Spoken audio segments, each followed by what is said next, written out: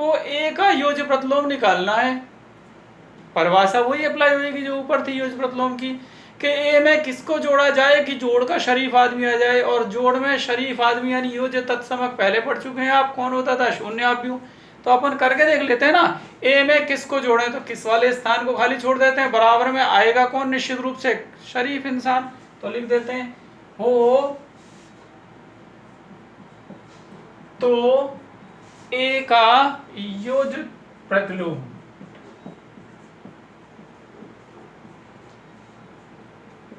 हमें निकालना है, या ए का ऋणात्मक। अब ऐसे कह देंगे ना ए का ऋणात्मक तो उत्तर ही निकल जाएगा मुंह से। तो ए का योज्य प्रतिलोम हमें निकालना है। तो अपन जब प्रयास करेंगे तो हमें तो पुरानी बचपन की योज्य प्रतिलोम की परिभाषा याद थी कि भैया ए में जिसको भी जोड़ने पर आ जाए जोड़ का शरीफ कौन, व्यक्ति यानी योज्य तत्समक शरीफ इंसान। तो फिर यहाँ आव्यूह में शरीफ इंसान कौन होता है बताइए, शून्य आव्यूह। ये जीरो नहीं है, ये शून्य आव्यूह को लिखा गया है। तो ए में किसी को जोड़ने पे यदि शून्य आव्यूह आ जाएगा तो ये जो किसी है ना, ये ए का क्या कहलाएगा, योज्य प्रतिलोम। तो अब यहाँ पे डॉट लगा दिया है फिलहाल तो हमने, और अब यहाँ इसको लिख देते हैं, ए को लिख देते हैं। आप खुद निकाल सकते हैं पुराने तरीके से, जो अभी अप्लाई किया था योज्य तत्समक पे, कुछ ऐसा ही मिलता जुलता है, प्लस इसमें कुछ जोड़ना है तो निश्चित रूप से 2x3, वो भी जुड़ने वाला भी एक आव्यूह होगा, क्योंकि आव्यूह में कौन जुड़ता है, आव्यूह जुड़ता है, और उसका क्रम भी 2x3 होगा। मेंबर्स उसमें ये 6 होंगे, पता नहीं कौन से होंगे, इतना पता है कि योज्य प्रतिलोम तब बनेगा ये जब इसके साथ जुड़ के निश्चित रूप से ला दे क्या, शून्य आव्यूह इसी क्रम का। तो 0 0 0 0 0 0। अब तो आप फटाक से बता देंगे कि सर ये जो ए है ना, इसका योज्य प्रतिलोम ये होगा, किसको देख के, इसको देख के। अगर नहीं बता पा रहे हैं तो आप यहाँ देख लीजिए, 2 में किसको जोड़ें कि 0 आ जाए। तो यहाँ तो सर वही बात हो गई, ये तो वास्तविक संख्याओं का कुछ मामला है। तो सर यहाँ लिख दीजिए -2। फिर इस -3 में किसको जोड़ें कि तीसरे स्थान पर 0 आ जाए, तो किसको जोड़ें, +3 को सर। तो फिर सारा भर दीजिए ना, अगर आपने सारा भर दिया इसको देख के और इसको देख के, तो ये जो आएगा ना, ये ए का योज्य प्रतिलोम होएगा। तो आव्यूह के रूप में तो आप अभी प्राप्त कर ही रहे हो।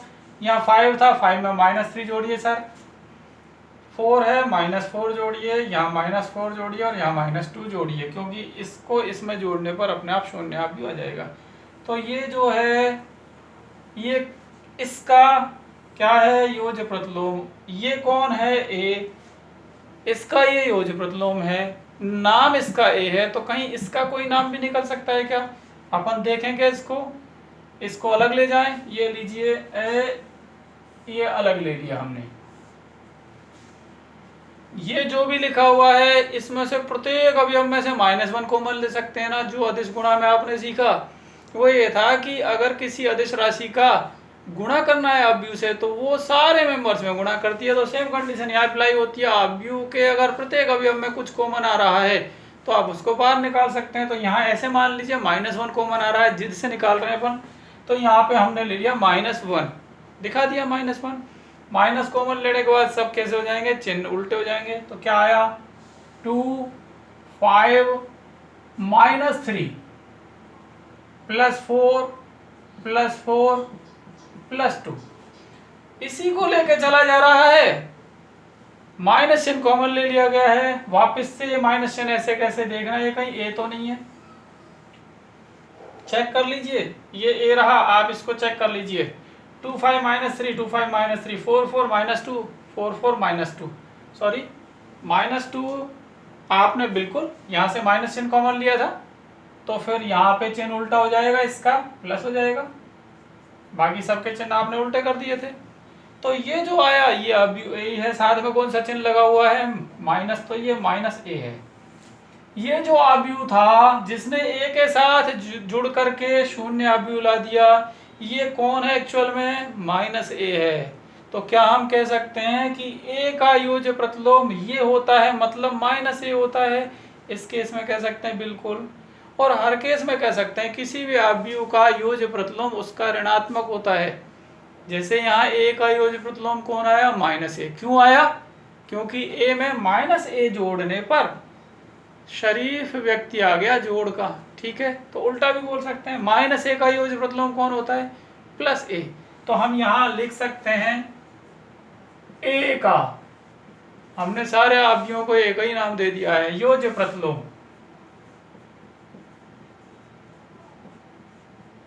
बराबर होता है किसके, -a के। और प्रैक्टिस में अगर आपको कोई एक अवयव ए दे दिया जाए और आपसे कहा जाए कि इसका योज्य प्रतिलोम लिखिए, तो आप -a कह के और उसके अवयवों में माइनस का गुणा कर देंगे। तो ये किसी अवयव का योज्य प्रतिलोम था। आपने जाना ए का योज्य प्रतिलोम -a होता है और -a का योज्य प्रतिलोम a होता है। क्यों होते हैं ये दोनों एक दूसरे के योज्य प्रतिलोम, क्योंकि योज्य प्रतिलोम कौन होता है वो समझे। योज्य प्रतिलोम वो होता है, किसी अवयव का योज्य प्रतिलोम वो होता है जिसको जोड़ने पर शून्य अवयव आ जाए, मतलब शरीफ अवयव आ जाए। चूंकि a में -a जोड़ने पर योज्य तत्समक आ गया, इसलिए -a को आप किसका, a का योज्य प्रतिलोम कह सकते हैं, उल्टा भी कह सकते हैं। आपने a में -a जोड़ा था, चाहे आप -a में a जोड़ दीजिए तो भी कौन आएगा, शून्य। तो यहाँ से तो आप कह सकते हैं कि a में -a जोड़ने पर शून्य अवयव आया, इसलिए a का योज्य प्रतिलोम -a। यहाँ से आप कह सकते हैं -a में a जोड़ने पर शून्य अवयव आया, इसलिए -a का योज्य प्रतिलोम a, यानी उल्टा भी है। नंबर 5 पर हम पढ़ रहे हैं गुणधर्म निरसन लो। यदि आपके पास 3 अवयव हैं a, b और c, इससे पहले कहाँ मांगे गए थे 3 अवयव, साचरता में। तो निरसन नियम के लिए यदि 3 अवयव हैं और कहीं पर इस तरीके का लिखा जाए,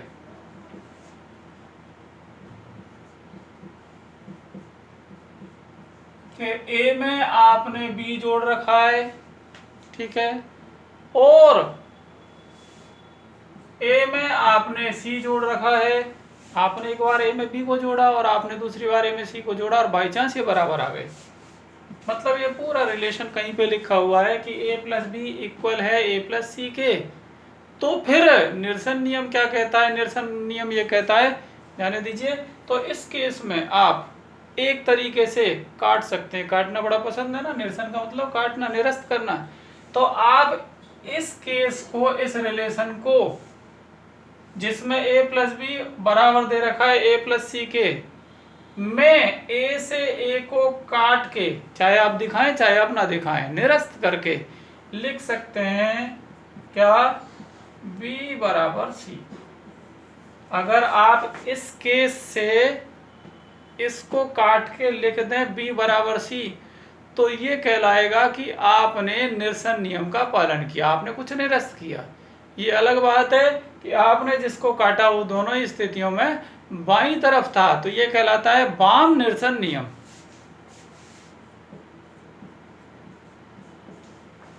ठीक है, तो फिर दक्षिण निरसन नियम क्या होता होगा, राइट जो कैंसिलेशन लॉ है, इंग्लिश में इसको कैंसिलेशन लॉ कह सकते हैं, वो ये होगा कि मतलब आप ऐसा भी कर सकते हैं, यदि कभी लिखा हुआ है a + b = c + b, कभी अगर ऐसा आ जाए या कहीं लिखा मिल जाए, तो आप सीख चुके हैं ना कि निरसन नियम मतलब क्या, निरसन नियम मतलब निरस्त करना। तो आप इसमें से किसको निरस्त कर सकते हैं, b को। कब निरस्त कर सकते हैं, जब दोनों साइडों में b एक जैसी स्थिति में लिखा हो, एक जैसी साइड में लिखा हो। यहाँ RHS में, यहाँ RHS में ही होना चाहिए, अगर नहीं हुआ तो क्या होगा, इंतजाम है अपने पास काटने के लिए, तो हर इंतजाम कर देते हैं ना अपन लोग। तो फिलहाल यहाँ पे यहाँ दाईं तरफ है, यहाँ दाईं तरफ है कौन, अवयव b, तो अवयव b का प्रभाव खत्म हो जाएगा, मतलब एक तरीके से निरस्त हो जाएगा। और अगर आपने इसको निरस्त कर दिया तो फिर आप इसे क्या लिखेंगे, a = c। आपने निरस्त किस साइड से करा, दाहिनी साइड से, तो ये राइट कैंसिलेशन लॉ कहलाता है। ठीक है, दक्षिण निरसन नियम, सॉरी, तो ये दक्षिण निरसन नियम है। तो कहने का मतलब तो ये है कि अगर कभी भी, ध्यान दीजिएगा भैया, a + b बराबर हो c + b के, तो आप बी को निरस्त करके लिख सकते हैं ए बराबर सी। पहले तो ये दोनों का जोड़ बराबर था, इसके लिए आपने डायरेक्ट फिर क्या लिख दिया, ए प्लस सी। कैसे लिख दिया, बी को निरस्त करके। तो अगर आप किसी आव्यूह को निरस्त करते हैं दोनों पक्षों में तो ये नियम क्या कहलाता है, निरसन नियम। अब यहाँ पे कहीं पे लफड़ा हो जाए, जैसे कि ऐसा आ जाए कहीं पे, मान लीजिए A plus B equal to C plus A, ये लिखा आ जाए।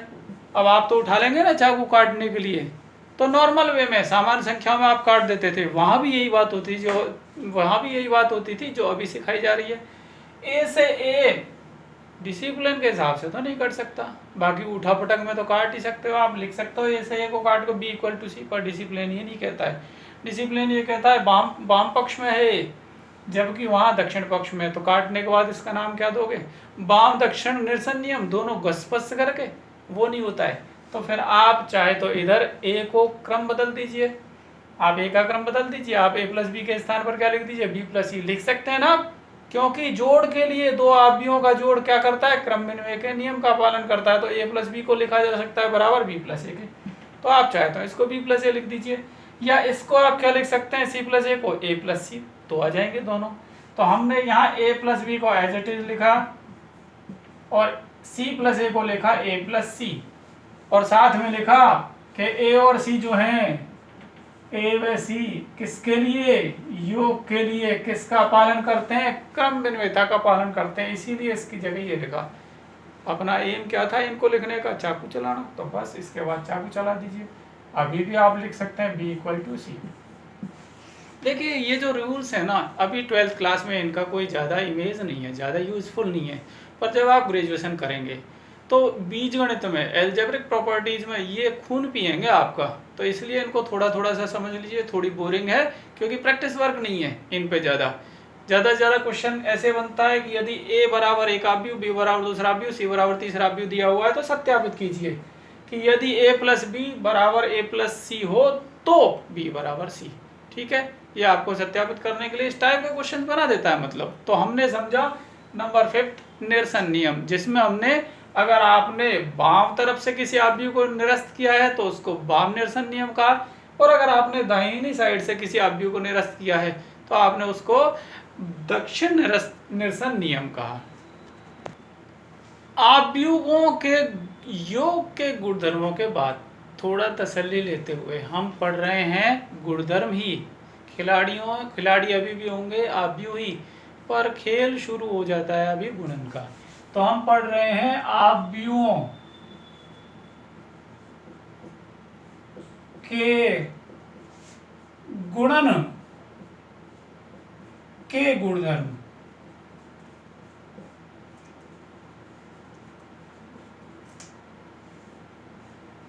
तो यहाँ पे खेल बदल गया है, योग खेल नहीं खेला जाएगा, गुणन खेला जाएगा।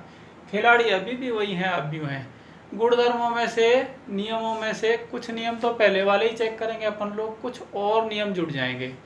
तो सबसे पहले वही आ जाता है जो आपने योग में पढ़ा था। क्या था फर्स्ट पे जिसमें 2 खिलाड़ी खेले थे, क्रम विनिमयता। क्रम विनिमयता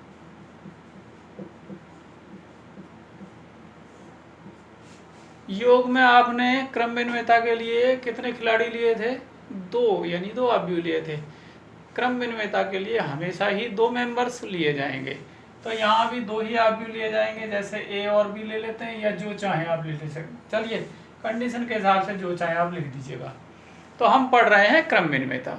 तो यदि आपने पिछला वीडियो देखा हो तो आपने गुणन में देखा था एक एग्जाम्पल, जिसमें हमने 2 आव्यूह लिए थे, एक P दूसरा Q। हमने पहले P और Q का गुणा करके PQ आव्यूह को दिखाया था। उसके बाद P और Q गुणन के लिए अनुकूलनीय थे, इसलिए PQ आया था। इसके बाद हमने QP यानी Q और P का गुणा दिखाया, मतलब इस गुणन के लिए भी दोनों आव्यूह अनुकूलनीय थे, तो ये गुणन दिखाया। और हमने ये पाया कि दोनों गुणनों से जो आव्यूह प्राप्त हुए वो बराबर नहीं थे। तो एक्चुअल में जब हम सीख चुके हैं पहले ही क्रम विनिमयता, तो यहाँ भी तो हम कुछ कह सकते थे क्रम विनिमयता के लिए, तो हम अभी कह लेते हैं। वहाँ तो हमें गुणन समझना था, अब गुणधर्म समझ रहे हैं तो अभी कह लेते हैं। आपने एक्चुअल में LHS में क्या किया, PQ को निकाला, फिर RHS में आपने क्रम बदल के ही तो निकाला। तो अगर क्रम बदल के निकाला जाए कुछ तो वो क्रम विनिमयता ही तो होती है। अगर दोनों केसेज में एक जैसी स्थिति, एक जैसी वैल्यू या एक जैसा स्ट्रक्चर प्राप्त हो जाए तो हम कह देते हैं क्रम विनिमयता का पालन होता है। तो और अगर नहीं प्राप्त हो तो कह देते हैं नहीं होता है। तो इस एग्जाम्पल में जो एग्जाम्पल लिया गया था, इस एग्जाम्पल में PQ का क्रम बदल के जब QP प्राप्त किया गया था तो दोनों से समान अवयव प्राप्त नहीं हुए। तो यहाँ से तो हमने ये झटका खाया कि भैया इस केस में कौन दो अवयव, कौन कौन से P और Q किसका पालन नहीं कर रहे थे, क्रम विनिमयता का।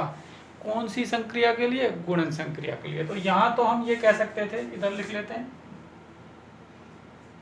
P और Q मतलब ये खिलाड़ी कौन सी संक्रिया के लिए, गुणन के लिए या गुणन संक्रिया के लिए।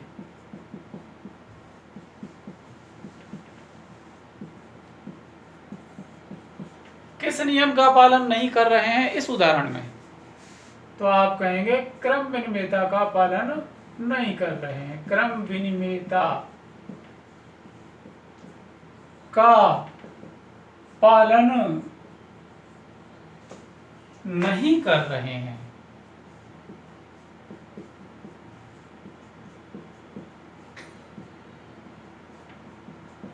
ये इस एग्जाम्पल के लिए था। साथ में हमने एक और एग्जाम्पल करा था, अगर आपको याद हो तो हमने एक अवयव लिया था A 3x3 क्रम का और इसके साथ हमने गुणा कराया था एक इकाई अवयव का जिसका क्रम भी 3 था। मतलब हमने AI निकाला था, A और I का गुणनफल। ठीक है, आपने AI जब निकाला था तो आपने देखा था कि इसका जो अवयव आया था इस गुणन का वो किसके बराबर आया था, A के। हाँ नहीं था, क्योंकि I हम जानते हैं गुणन के लिए क्या है, शरीफ है, तो फिर A से A ही आएगा गुणा के बाद, क्योंकि सेहत खराब नहीं होगी। हमने इसके बाद इसका क्रम बदला, क्रम विनिमयता में यही तो होता है, तो हमने निकाला था फिर से IA, बदल दिया क्रम। ठीक है, और हमने देखा इसका इससे भी जो अवयव प्राप्त हुआ वो भी कौन था, A था। तो हमने इस रिलेशन से डायरेक्ट कह दिया कि AI से जो अवयव प्राप्त हुआ वही अवयव प्राप्त हुआ किससे, क्रम बदलने पर IA से। तो दोनों जगह क्रम बदलने पर समान अवयव प्राप्त हुए, तो हमने समान अवयव की जगह बराबर का चिन्ह लगा दिया। अब देखिए यहाँ से कुछ मामला उलट प्राप्त हुआ। एक्चुअल में यहाँ पे चल क्या रहा था, क्रम विनिमयता। आपने क्रम बदल के ही तो कुछ निकाला था, और आप बताएंगे चल क्रम विनिमयता यहाँ भी रहा था, पर यहाँ पालन नहीं हुआ।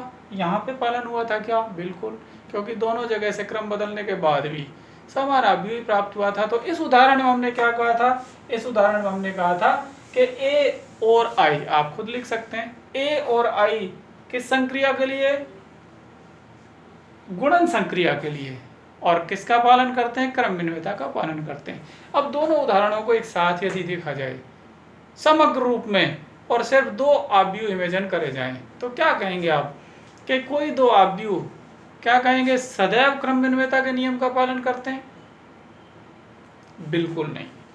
यहाँ पर क्रम विनिमयता का पालन नहीं हुआ, यहाँ पर क्रम विनिमयता का पालन हुआ। तो यही है गुणन में। गुणन में कोई दो अवयव सदैव क्रम विनिमयता का पालन नहीं करते हैं। अब इस सदैव को नेगेटिव मत लेना, इसका मतलब ये मत समझ लेना कि कभी करेंगे ही नहीं, सदैव ना करें सब। ठीक है, इसका मतलब ये सदैव पालन नहीं करने का मतलब कभी कभी पालन कर लेते हैं, कभी कभी पालन नहीं करते हैं। ज़्यादा विद्वानी में कहेंगे कुछ लोग, और सर ऐसे मत कहो कभी कभी पालन कर लेते हैं कभी कभी नहीं करते हैं, ऐसे कहो सर ज़्यादातर तो पालन नहीं करते हैं।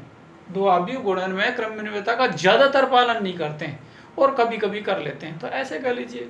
हम तो सिर्फ ये कहना चाहते हैं कि सदैव तो पालन नहीं होता है ना, तो फिर इसका मतलब अपन कह सकते हैं ना कि किन्हीं दो अवयव, कोई दो अवयव गुणन संक्रिया के लिए क्या कहोगे, सदैव क्रम विनिमयता के नियम का पालन नहीं करते हैं, मतलब कभी कभी करते हैं। तो ये सेंटेंस आप लिख लीजिए। तो देखिए कन्फ्यूजन बनाने के बजाय इसको इस तरीके से कह दिया गया है, कोई दो अवयव गुणन संक्रिया के लिए क्रम विनिमयता का पालन करें यह हमेशा जरूरी नहीं है, मतलब कभी क्रम विनिमयता का पालन करते हैं दी गई कंडीशन में, कभी नहीं करते हैं। इसके अलावा भी थोड़ा और समझना चाहें तो क्या क्या प्रॉब्लम्स आती हैं क्रम विनिमयता का पालन करने या नहीं करने में। तो देखिए यहाँ पे जैसे मान लीजिए एक आव्यूह ए दिया हुआ है, हमें नहीं पता कौन है, पर उसका क्रम 2x4 है, और दूसरा आव्यूह बी दिया हुआ है जिसका क्रम 4x3 है। अब यहाँ पे ध्यान दीजिएगा, इस केस में अगर हम देखें, हमें पता है क्रम भिन्नता का पालन कहीं तो हो जाता है, कहीं पे नहीं होता है। तो यहाँ देखें हो जाएगा क्या, तो कुछ प्रॉब्लम्स आती हैं एक्चुअल में, जिनकी वजह से क्रम भिन्नता का पालन हमेशा नहीं होता, जबकि योग में कोई प्रॉब्लम ही नहीं थी, हमेशा क्रम भिन्नता का पालन होता था। तो क्या प्रॉब्लम आएगी यहाँ पे, आप बता सकते हैं? आप ए और बी का गुणन ए बी निकाल सकते हैं क्या? मतलब ए और बी गुणन के लिए अनुकूल हैं या नहीं, शर्त चेक करके देखिए। तो आप यहाँ देखेंगे सर हैं, ए और बी तो गुणन के लिए अनुकूल हैं, ठीक है, हो जाएगा सर। और इनका प्रोडक्ट जो आएगा उसका क्रम क्या होएगा, 2x3। तो ए बी तो आ गया सर, क्रम का पता भी चल गया, तो क्रम भिन्नता तो लगेगी तब जब बी ए आए पहले तो, और सेम इस जैसा हो। तो सेम इस जैसा तो हम चेक नहीं कर सकते अभी क्योंकि मेंबर से नहीं है, पर पहले ये चेक कर लें आएगा क्या। तो अब बी ए देखिए, अब यहाँ बी ए देखने के लिए बी का क्रम क्या है 4x3 और ए का क्रम क्या है 2x4। अब आप देखना बी ए पॉसिबल है क्या, तो आप क्या कहेंगे कि बी ए यानी बी ए और ए का गुणन संभव ही नहीं है। जब गुणन ही संभव नहीं है, जब बी ए निकल ही नहीं सकता, तो बी ए बराबर कैसे हो जाएगा ए बी के। तो इस केस में तो बी ए निकला ही नहीं। कुछ और एग्जांपल देखिए। दूसरी स्थिति, आपने इसी ए को लिया, मतलब आपने 2x4 क्रम का आव्यूह ले लिया, और आपने एक और बी लिया, नया बी ले लिया, उसका क्रम ले लिया आपने 4x2। अब यहाँ देखें ये वाली प्रॉब्लम आएगी क्या, मतलब कोई सा एक संभव ही ना हो कहीं। तो अगर हम देखें ए बी, तो आप ए और बी के लिए इनका क्रम देख करके यहाँ लिख दिया करें 2x4 है, 4x2 है, तो सर बिल्कुल संभव है। तो ये तो आएगा सर, ए बी तो आएगा। साथ में ये लिख दीजिए कि ए बी जो आएगा अभी वो किस क्रम का आएगा, तो 2x2 के सर 2x2 क्रम का ए बी आ जाएगा। अब क्रम भिन्नता के लिए बी ए देखें, पहली बात तो संभव है कि नहीं है। तो बी ए अगर देखें आप, मतलब बी और ए का गुणा, थोड़ा दूर लिखा जा रहा है जिससे शर्त आप देख लें। तो बी का था क्रम 4x2 और ए का था 2x4। सर मजा आ गया, इस बार तो बी ए भी संभव है, तो बी ए आ गया। तो क्या बी ए आने से ही पता चल जाता है कि क्रम भिन्नता का पालन होगा? नहीं, बिल्कुल नहीं। बी ए की शक्ल बताती है कि वो शक्ल ए बी के बराबर है या नहीं है। तो यहाँ शक्ल तो नहीं पता हमें, पर शक्ल का कुछ पार्ट पता है जिससे अपने आप पता चल जाएगा कि ये ए बी के बराबर है या नहीं। तो आप यहाँ देखिए, बी ए से जो प्रोडक्ट प्राप्त होएगा उसका क्रम क्या होएगा 4x4। आपने जब ए बी निकाला था उसका क्रम था क्या 2x2। टोटल 4 मेंबर्स थे, हालांकि क्रम भी बता रहा है कि अलग अलग है, पर यहाँ 4 मेंबर्स थे। और बी ए निकाला, टोटल 16 मेंबर्स हैं। तो 4 मेंबर्स 16 मेंबर्स के बराबर जबरदस्ती से छीना झपटी से कैसे कर देंगे, मतलब ये दोनों आव्यूह कैसे नहीं आ रहे हैं, समान नहीं आ रहे हैं। तो इस केस में ए बी भी निकल रहा था, बी ए भी निकल रहा था, फिर भी जाके ए बी नहीं आ रहा था बी ए के बराबर, तो थोड़ा सा कठिन तो हो जाता है ए बी और बी ए के द्वारा, ए और बी के द्वारा क्रम भिन्नता के नियम का पालन कराना। पर ये भी नहीं कह सकते आप कि भैया क्रम भिन्नता के नियम का पालन होगा ही नहीं, क्योंकि एक एग्जाम्पल हमने देख लिया तो कुछ केसेज में हो जाता है। दूसरा गुणधर्म हम पढ़ रहे हैं साचरता, किसके लिए, गुणन के लिए, किन के द्वारा, आव्यूहों के द्वारा। तो आप थोड़ा थोड़ा तो जान गए हैं ना योग में कि क्रम भिन्नता का मतलब 2 खिलाड़ी, और अगर जाए तो क्या मतलब दोनों का खेलना, ए प्लस बी फिर बी प्लस ए का खेलना, अगर प्लस की है खेल तो। और गुणन का खेल है क्रम भिन्नता में तो ए इंटू बी और बी इंटू ए का खेलना, इस तरीके से खेलना। तो फिर यहाँ भी तो आप जान चुके थे ना, साचरता का मतलब 3 लोगों का खेलना। कौन सा खेल खेलना है यहाँ पे, गुणन। जब जोड़ खेला था तो फिर क्या खेला था, ए प्लस बी प्लस सी, पर ऐसे ही खेला था या 2 तरीके से, तो 2 तरीके से, फर्स्ट साइलेंट रख के सेकंड थर्ड, या थर्ड साइलेंट रख के फर्स्ट सेकंड। वहाँ योग के लिए था वो खेल, यहाँ साचरता के लिए, सॉरी योग के लिए था, तो यहाँ पे गुणन के लिए। तो फिर आप जान चुके हैं ना कि भैया 3 खिलाड़ी होंगे, ए बी और सी। और तीनों कौन सा खेल खेलेंगे? गुणन का। मतलब आप निकालेंगे ए बी सी पर दो तरीके से।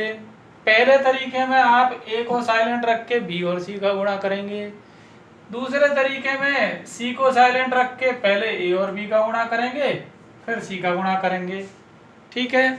अगर दोनों तरीकों से जो अभी प्राप्त होंगे वे बराबर हो जाएंगे तो हम कह देंगे कि साचरता का पालन होता है, और नहीं प्राप्त होंगे तो क्या कहेंगे? नहीं होता है। तो ये तो अपन एग्जाम्पल जो किया था उसी में देख चुके थे। एक एग्जाम्पल था जिसमें ए बी सी तीन आव्यूह दिए हुए थे और वहाँ ए बी गुणन भी संभव था क्योंकि शर्त पूरी हो रही थी। वहाँ पे बी सी गुणन भी संभव था क्योंकि शर्त पूरी हो रही थी, क्योंकि आएगा ना इसमें बी सी गुणन आएगा, ए भी गुणन आएगा, तो ये दोनों संभव थे। तब हमने देखा था कि भैया तीन लोगों का गुणा करना है तो चाहे ऐसे कर लो चाहे वैसे कर लो, दोनों स्थितियों में समान आव्यूह प्राप्त होता है। तो वहीं पे निष्कर्ष निकल गया था कि तीन लोग गुणन के लिए, तीन लोग मतलब तीन आव्यूह गुणन के लिए किसका पालन करते हैं? साचरता का। सिर्फ उस उदाहरण में नहीं, हर उदाहरण में अपन करके भी देख लेंगे। तो ये हम यहाँ बॉक्स में बंद करके लिख सकते हैं कि चूंकि ए बी सी इस तरीके से और ए बी सी इस तरीके से जब निकाला जाता है तो समान आव्यूह प्राप्त होता है। इसलिए आप लिख सकते हैं कोई तीन आव्यूह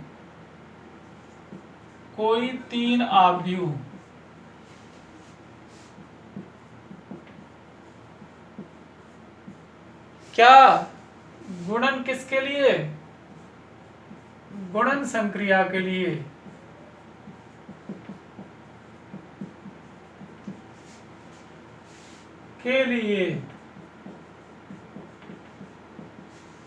सदैव या कभी कभी? सदैव।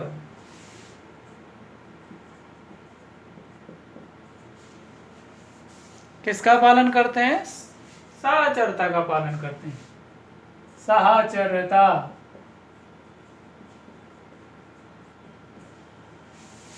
के नियम या गुणधर्म का पालन करते हैं।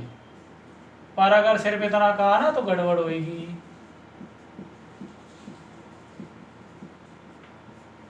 साथ में कह देना कि यदि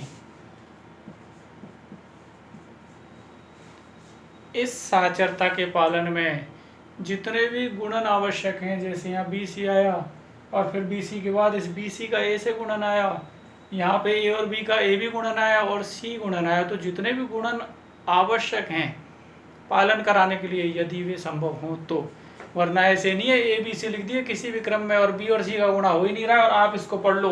कोई तीन आव्यूह गुणन संक्रिया के लिए, साहब आपने ही तो कहा था गुणन संक्रिया के लिए सदैव साचरता का पालन करते हैं, तो ये कर क्यों नहीं रहे? अरे उसमें गुणन ही संभव नहीं था, इन पार्ट्स का जो जरूरी थे। तो आप यहाँ लिख देना यदि सभी आवश्यक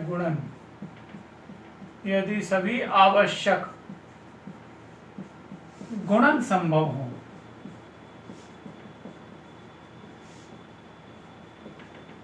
मतलब जो काम में आने हैं वे गुणन निकल सकें, तो फिर हमने ये देख लिया साचरता का पालन होता है। अब देखिए जो सदैव शब्द लगाया ना हमने साचरता में, उसने मरवा दिया। सदैव शब्द लगाते ही हमें डाउट हुआ, सर चेक तो करेंगे कि हमेशा होता है कि नहीं होता है, तो एक एग्जाम्पल तो लेना पड़ेगा। एक एग्जाम्पल लिया हमने, P दे रखा है 4x2 क्रम का एक आव्यूह, Q दे रखा है 2x3 क्रम का और R दे रखा है 3x2 क्रम का एक आव्यूह। और प्रश्न तो ये प्रूव दैट, यानी सत्यापित कीजिए कि ये बराबर ये। पर एक्चुअल में इतने विद्वान तो हम हो चुके हैं ना, क्या करना है यहाँ पे? कौन से गुणधर्म का सत्यापन करना है? हमें सत्यापन करना है सर साचरता वाले गुणधर्म का। तीन लोग गुणन के लिए, खेल गुणन ही तो है, और देखिए सर इस तरीके से गुणा करके बराबर आना चाह रहे हैं, तो ये साचरता ही तो है, तो अपन करते हैं। यहाँ आपने सबसे पहले LHS को लिया, प्रूफ में जब आप गए तो आपने सबसे पहले लिया LHS में आपको करना क्या है? P को साइलेंट रख के